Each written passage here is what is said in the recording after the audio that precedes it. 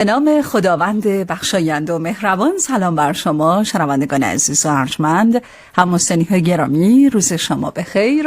خیلی خوش آمدید به برنامه چهارسو از رادیو قزوین. همچنان از برنامه چهارسو با شما هستیم، مجله سینما و تئاتر رادیو قزوین. در ادامه همراه میشیم با همکار گزارشگرمون لیلا چگینی و یک گزارش میشنویم.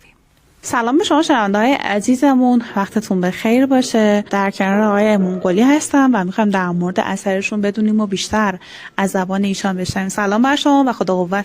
منم عرض ادب و سلام دارم خدمت شما خانم چگینی عزیز از همکارای محترم رادیو قزوین. خیلی خوش اومدین. خب ما اینجا یه نمایشنامه خوانی اجرا داریم. از 6 بهمن ما شروع کردیم. انشالله اگه خدا بخواد تا 13 بهمن این کار ادامه داره. سلامت باشید. نمایشنامه‌تون در مورد چی هست؟ نمایشنامه خوانیتون؟ بله، خب اسم نمایشنامه خوانی ما هستش که ماجرای ناامید کننده. نویسنده فلیکس لوکلرک، یک نویسنده کانادایی هست و با ترجمه زیبای دکتر محمد رضا خاکی و خب بنده هم کارگردانشم و 2 بازیگر داریم. خودم بازی میکنم با یه بازیگر دیگه، آقای ابراهیم متقی. داستان نمایشنامه ما داستان یه جوانی روایت میکنه که یه مقدار از زندگی مایوس شده و تصمیم به خودکشی گرفته و تو این مسیر با یه پیرمردی آشنا میشه و یه ارتباطایی بین این 2 نفر شکل میگیره و در پایان نمایش این جوان از خودکشی منصرف میشه. چقدر خوب. فکر میکنم میتونه امید رو به جامعه ببخشین اثر شما. دقیقاً همینو یه جورایی نویسنده میخواد نشون بده که با یه همچین پایان بندی این کار رو به پایان میرسن. عزیزانی که میخوان هنر شما رو ببینن کجا بیان؟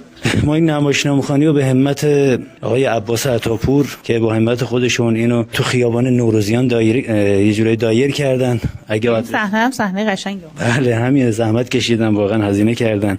روبروی حکمت 16ام. عزیزانی که میخوان ببینن ساعت 19:15 اینجا باشن. بله در خدمتتون. سلامت باشید. ممنون از شما. زنده باشید. منم تشکر میکنم از شما که تشریف آوردید. خیلی محبت کردید. موفق و مؤید باشید. سلامت باشید. آقای متقی، درود بر شما. از نمایش بفرمایید که از بازیگران این نمایشنامه خوانی هستید. به نام خدا، ابراهیم متقی هستم. نقش مرد جوان رو دارم تو این نمایش که یه آدم افسرده هست که اولش قصد خودکشی داره، بعد که دیگه پای کار میاد میبینه یه چیز جدی داره میشه، دیگه یه مقدار میترسه و جا میزنه. پیش خودش فکر میکنه که این پیرمرد میخواد اینو مثل داداشش، مثل خواهرش، مثل خیلیای دیگه منصرف کنه، ولی بعد میبینه نه، قصه کلا عوض داره میشه و پیرمرد یه قصد دیگه داره و یه فکرای دیگه ای تو سرش.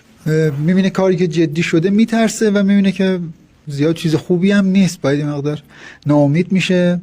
بعد همش تو فکر اینه که یه جوری از این مهلکه جون به در بره و فرار کنه، ولی میبینه نه، پیرمرد خیلی مصره و مصممه که ایشون رو به اون مقصد برسونه.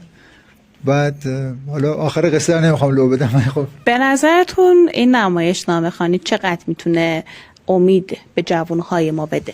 چون من الان افرادی که دیدم توی سالن بودن افرادی هستن که جوونن. بله، خب خیلی خوبه. دوستان میان حالا با نمایشنامه خوانی یا نمایش‌های مختلفی که حالا تو این زمینه‌ها هست آشنا میشن. استان قزوین هم خیلی نمایشنامه خوانی کم اتفاق افتاده. بعد این فکر کنم دومین نمایشنامه خوانیه که حالا تو امسال داره اینجا برگزار میشه. به نظر من خیلی خوبه. این میتونه خیلی انگیزه خوبی به جوونا بده. حالا بیان این کارو حداقل ادامه بدن، نذارن که متوقف بشه. ممنون از شما. سلامت باشین. پر انرژی باشین ان شاء الله. خدا نگهدار.